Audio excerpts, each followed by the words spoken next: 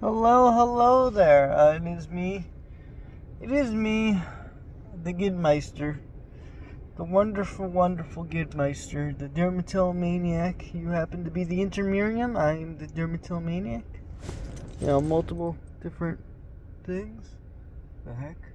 I don't know why there's a flex on the ground. But anyway, yeah. It's pretty cool, reflection.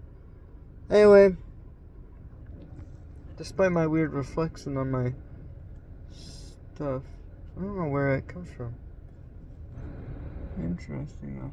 Anyway, that was my window. Anyway, that's besides the point.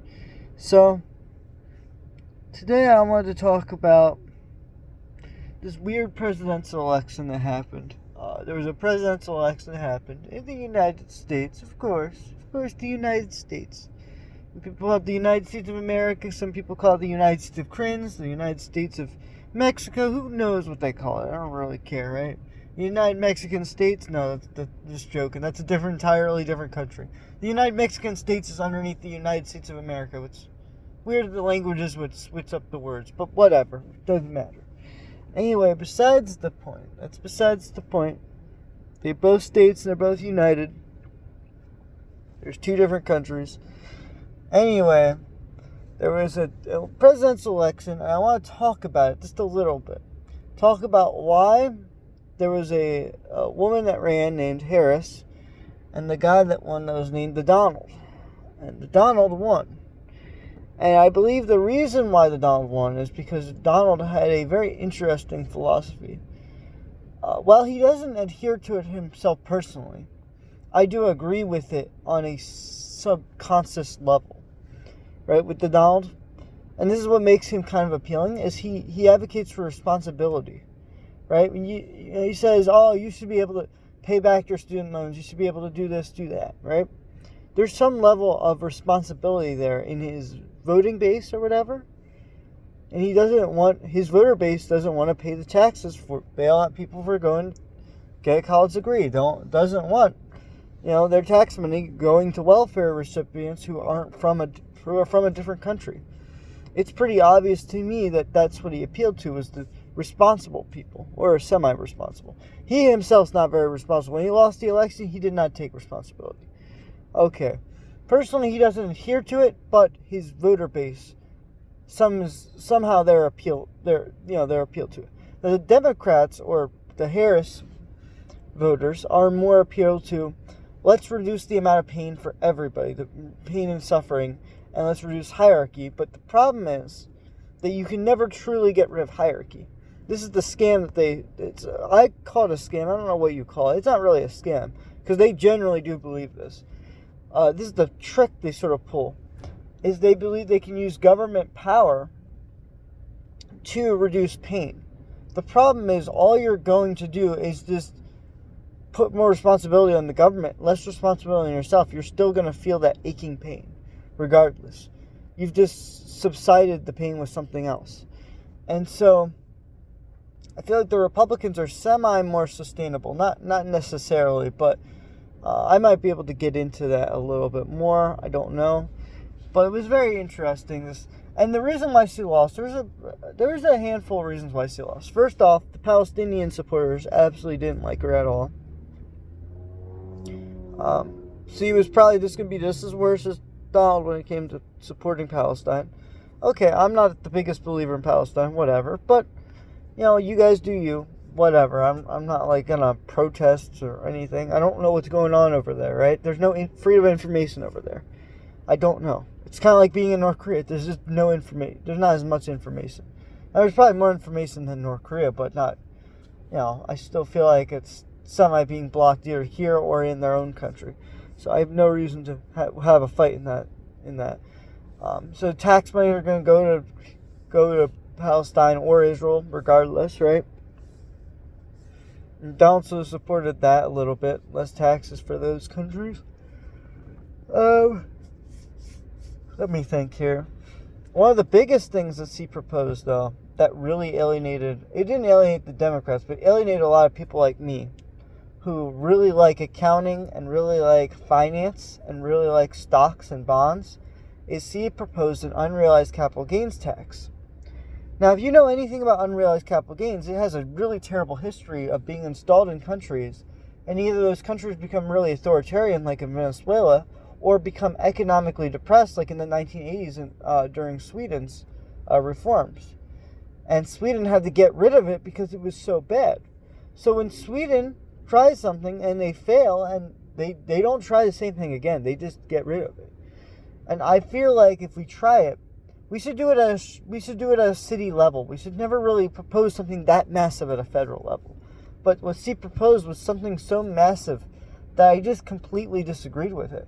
And I feel like so many voters, if they actually read it, they would realize how insane that plan was.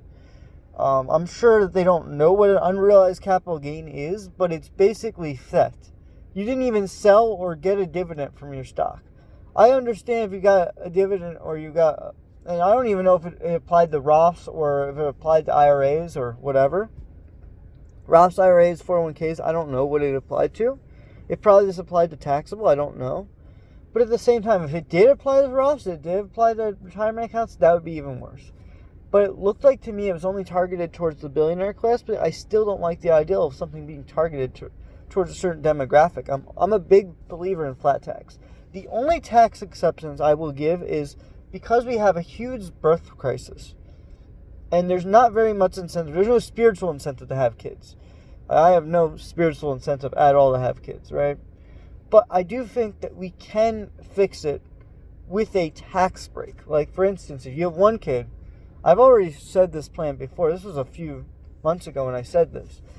But you have one kid, you get negative, let's say there's the tax rate on your income is 20%. Flat tax for every single person, whether you're a medical doctor to the poorest rung of society, whether it's minimum wage all the way to the highest, everybody gets a 20% flat tax. Now, if you have one kid, negative 25% on your taxes for the rest of your life. 2 kids, negative 50% for the rest of your life. 3 kids, 75%. And if you remain married and you have 4 kids, and then you raise all 4 kids above the age of 18, no income tax for the rest of your life, and it only applies to really women. Men don't get it unless they adopt the kid. Because I am a big believer in adoption centers. I think we should do our best to empty our adoption centers with the best families that we possibly can. And so, okay, if the couple adopts the kid, then they both get the tax break. But if they, because I do think that women say, okay, well, it's so unfair. We get pregnant, we're drop out of the workforce, and then we're still raising the kid, and then we don't have as much money. Okay, well, then we'll give you a tax break on it. So I still am a big believer in the income tax. I don't like the income tax that much. I mean, it's too much money. It needs to go down. There should be a constitutional amendment limiting going to about 20%, and that should probably be it. It shouldn't be anything higher than that.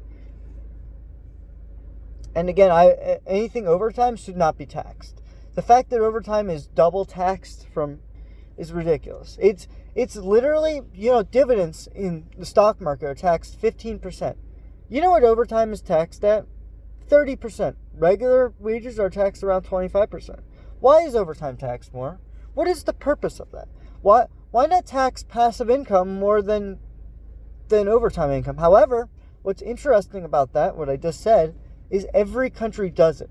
Every country does passive income lower taxes than overtime income. Every single country.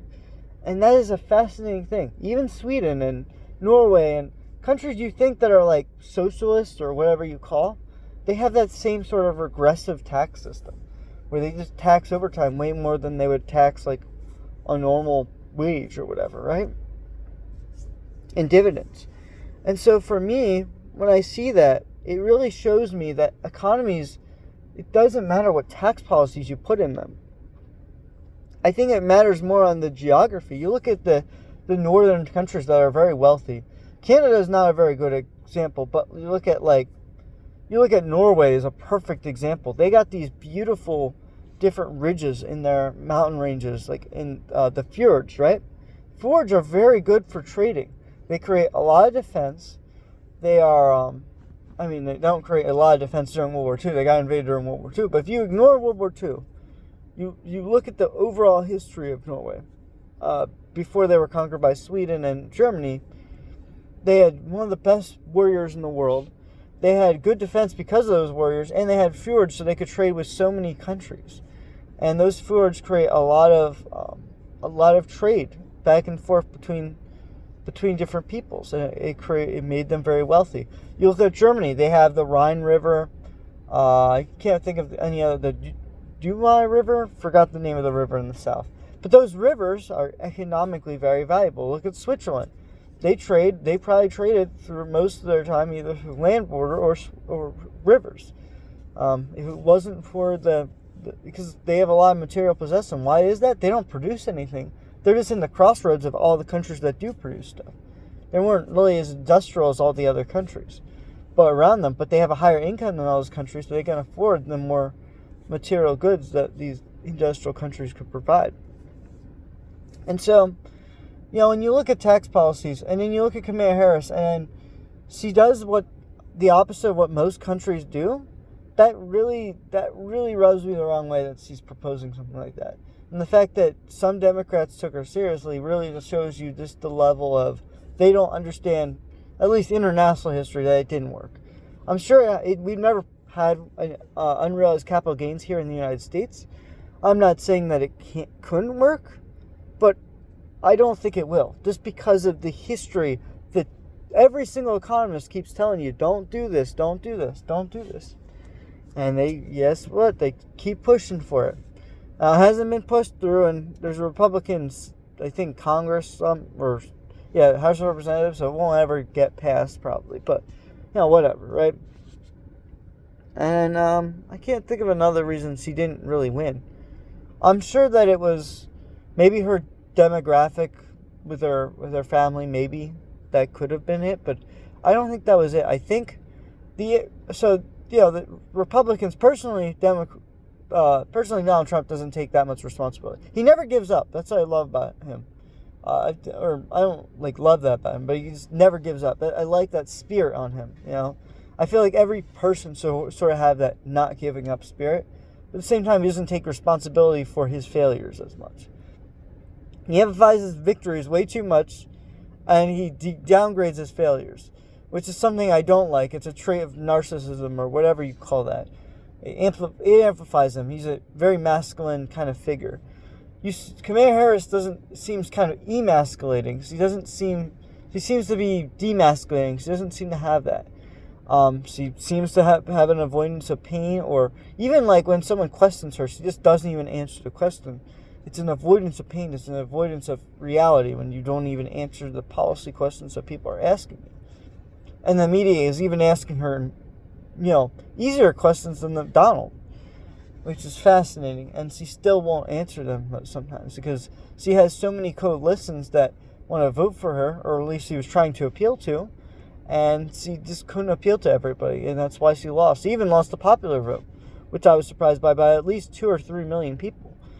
Now, again, I don't know how believable that is. I mean, anything's believable at this point. I believe any election has some fraud in it. Whether or not it was tilted towards Donald or Harris, it probably was both. I would imagine that the Chinese would be behind both parties. I could imagine that the Russians would be behind both parties. Imagine if, for instance, that the Republicans blamed the Democrats for China, and then the Democrats blame the Republicans on Russia.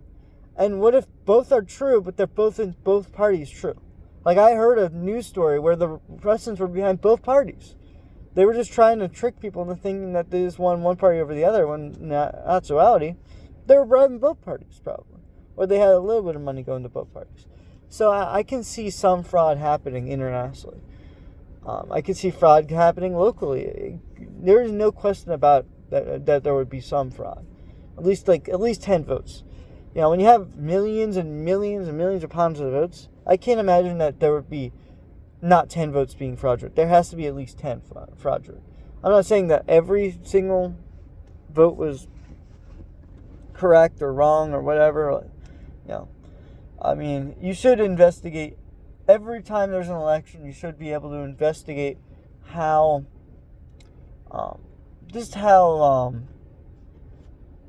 corrupt it truly was. I mean, every election has some corruption, but what I do like is there's generally a primaries. The primaries is very democratic in the way they do things. The problem is then the parties have monopoly in the general election, and that's kind of an issue. They normally don't. Normally, nobody seems to win the third party vote, but it's okay. It happens. It's not a big deal, but just something to think about. Anyway, I just think that, like, yeah, because I would find myself to be considered a right winger. I don't like the label of right winger, but if you were to label me, I disagree with almost everything on the left. I think that you don't need to blame billionaires or systems for your failures. I think that you should take personal responsibility for them. Because think about it, what's easier to fix? Fixing the world, fixing a system, or fixing your individual self? And so I think that the Republicans have the solution to the world's to people saying, hey, improve yourself first. The Democrats, they probably do say that. I don't know. To some extent, they probably do believe in that philosophy, just like I do. I'm sure there are some right-wing Democrats, or, I mean, whatever. I'm sure that there are some Democrats that do take personal, like Wes Moore, that guy has always taken personal responsibility for himself. He was a combat veteran who fell out of airplanes. He's the governor of my state of Maryland, right? The state of Maryland that I live in, right? He fell out of airplanes. Like, I respect him for that, you know? And he took personal responsibility for everything he did during combat in the Army. So, in that sense, even though he's a Democrat, I think the thing is he's pushing the other agenda. He's pushing the less pain agenda. He's pushing... he was at a pride parade, and you know, I'm sure if you asked him this very controversial question, should kids get, you know, treatment for their transgenderism? So they get surgery, so they be, you know, temporarily get sterilized when they're young, and it could hurt them when they're older. And he says yes, then that means he's more avoiding a pain now than he is in the future. And that to me is very concerning to a lot. That's what concerns me about left-wingers, is I feel like they avoid pain now, but in the long term, it's what you're doing is kicking the can down the road and you're creating a longer period of pain. The Republicans seem to do the opposite. They feel like you should have a tremendous amount of pain now, which is why a lot of people don't like the Republicans. And in the future, if you climb your way to the hierarchy, which hierarchy is inevitable in my philosophy and in most right-wingers' philosophy, then, you know, hierarchy is destiny. If you climb your way to the hierarchy, then eventually you will make it eventually. It's not guaranteed, you know, but there's a fraction of people we can help out with welfare. I do believe in welfare. It's not like I'm like totally against it, but there is right now with $3,000 going to some people who are from a different country in New York City, going to all these hotel stays. No, I don't like that. They don't even like, I'm okay with them living here. But as soon as you start taking tax dollars or start committing crimes, hurting the average tax base, I think that you've done enough and you should probably go back home to wherever they ended up. I know that's a terrible thing to say, but, you know, not every immigrant needs to be here if they're going to hurt the taxpayers or hurt the individual people. Like, let's say they do a violent crime. That should be either deportation, and if their country won't take them, won't lock them up correctly, we will. We'll give them cheaper meals or whatever because they're not our own citizens. We don't have as much responsibility to protect them. We still have some responsibility. We should not, you know, we should still apply the Eighth Amendment to them. The Eighth Amendment should still apply. We should not use cruel and unusual punishment on these immigrants. You know, I don't like this ideal that... The one thing I disagree with Donald on is he wants to do 20 million deportations. That is so expensive, and that's going to damage the economy in the long run. The tariffs I disagree with Donald on. There are a lot of terrible economic policies that I disagree with Donald completely on, but at least it's not as bad as an unrealized capital gains tax. So in my opinion, because tariffs have happened before in the United States, and they crippled us one time. That was the Great Depression. They crippled us. They did. During the Great Depression, that was really bad. Deportations, that has hurt us economically too. But countries now don't even want to put their visas out for us. They like, no, you got to apply for an American visa. We don't want to deal with the United States. They make it so difficult, even as a citizen, to travel. This sent me back to Mexico. I was traveling to Mexico. I went back to the United States. They kept asking me all these stupid questions. I'm like, okay, man, if you're just going to ask me a bunch of questions, I'm kind of tired, and I don't really care. It's like, 12 o'clock at night. Well, you just deport me back to Mexico. I enjoyed that place. I mean, I didn't have the money to, stay there forever, but hey, you know what? Just deport me back. Let's have a longer vacation, But I could stay there for 90 days without a visa, and I only spent, 1 or 2 weeks there, so it wasn't like a big deal. But at the same time, like, I just don't understand it. Like, what is so bad about the immigrants? Like, if they're taking tax dollars, just cut the welfare off. It's not a big deal.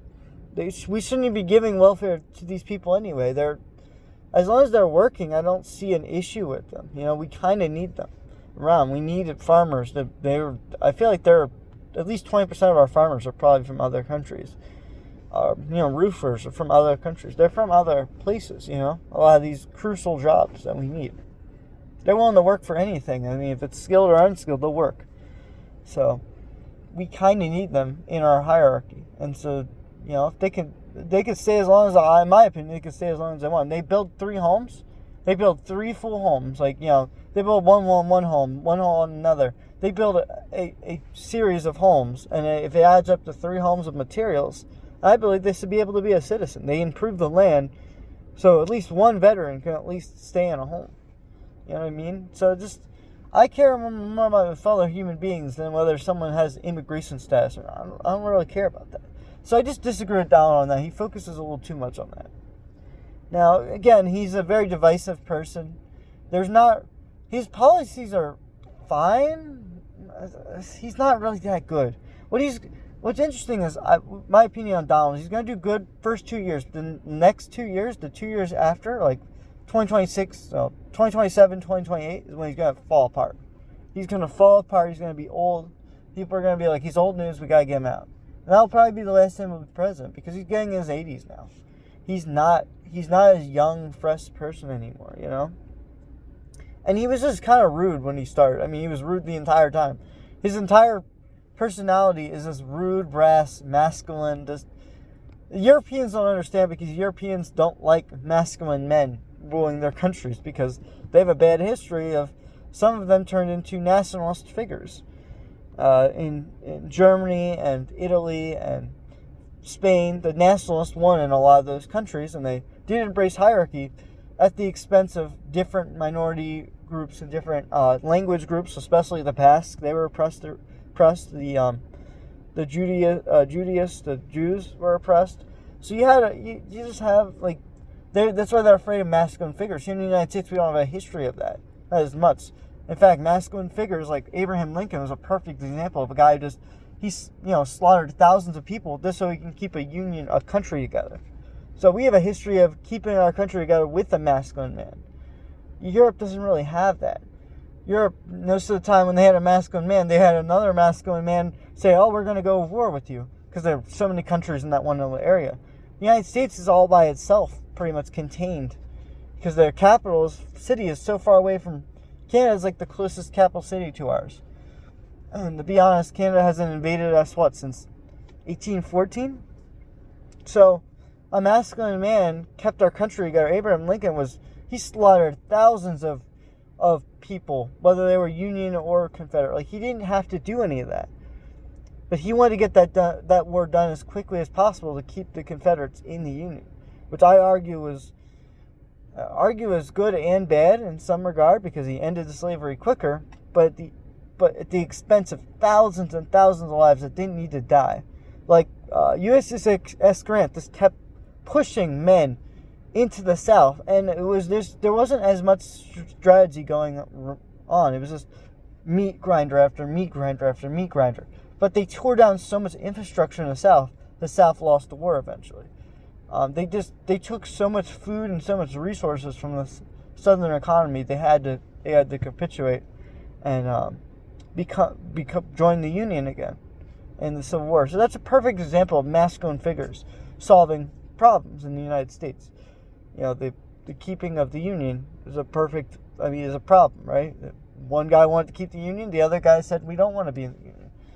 For obvious reasons, it was one opposed the expanse of slavery, the other one agreed with the expanse of slavery. So, there's a lot of issues in the world, and I look at history and I look at what I see through my historical lens, and both these politicians were terrible, but most people aren't historians. They just look at them in simpler ways. They look at Donald the way he's brass, and like some people will say, "Oh, he's supporting the First Amendment. He's very brass. He's saying what's on his mind."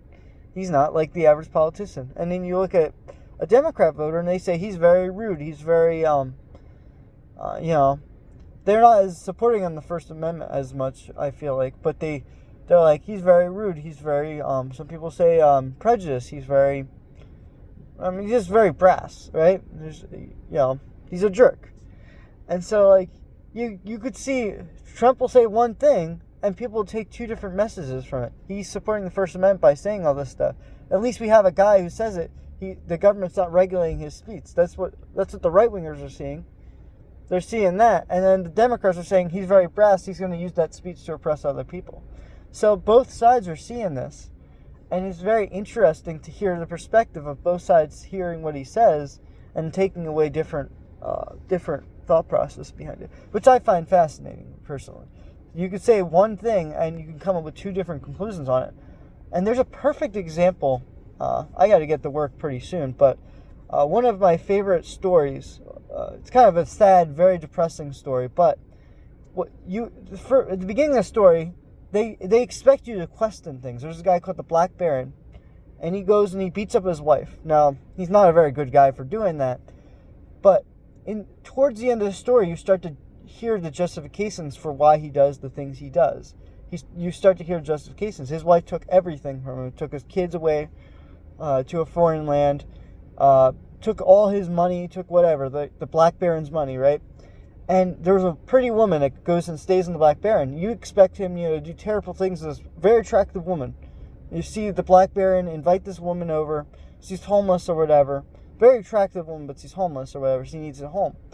And the woman comes out of the home. She's like, "Oh, thank you." And, the Black Baron sends her with money and she's on her way, right? And then the wife dies in the story. And the Black Baron dies after that because he was so depressed he lost his wife. So even though his wife did all that terrible things to him, and even though there was an attractive woman that he could have done terrible things to, he loved his wife so much that he couldn't live without her. And so that paints a very grave story. Like, people question, "Oh, he's so bad. And towards the end of the story, you're starting to realize maybe he's not as bad as people realize. I feel like that's what people started I think a lot of people who were Democrat, I've seen a lot of people online say this. They flipped over to Trump because of the Black Baron story. And it's kind of interesting to think about that Trump could be the example of the Black Baron story. I'm not saying that he's a perfect representation of the Black Baron story, but by any means he's not. But the Black Baron is probably worse just because of the assault he put on his wife and all that stuff. But still, it's a very interesting thought process to think about. Whether I'm right or wrong on that, I don't know. But I would like to think that the Black Baron story, like, you should never immediately jump to conclusions, and that was what that story showed. And I think that's what people do when they jump to conclusions on Donald. They label him something, but then they have to go back, and I'll question them on it, right? They say, "Okay, tell me where he said this," but they don't give me a full-on example. They'll give me oh, he says it as a half-truth. I'm like, okay, then he might not actually be that thing. And so I feel like Donald is almost like the Black Baron. There's obviously some differences to the stories, but the Black Baron, just look it up. It's I think in The Witcher 3. It's a video game called The Witcher 3. That's the story of the Black Baron, and you guys have to really the story is, it just is. If you question it, you ruin the story in some ways. The world is this what it is, and so that's why I love that story, because jumping to conclusions actually ruins the immersion in some ways. It ruins the fun in it somewhat. So I feel like that's what Democrats do. They jump to conclusions. I'm not saying that all Democrats do this. They sometimes will jump to conclusions and then they don't realize the full picture. Sometimes. Not always, but sometimes.